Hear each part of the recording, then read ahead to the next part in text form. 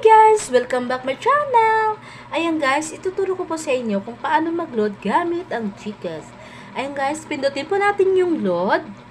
Mamili po tayo kung ano pong gamit nating SIM. TNT ba dito? Ayan guys. I-type ko lang po yung luludan ko po.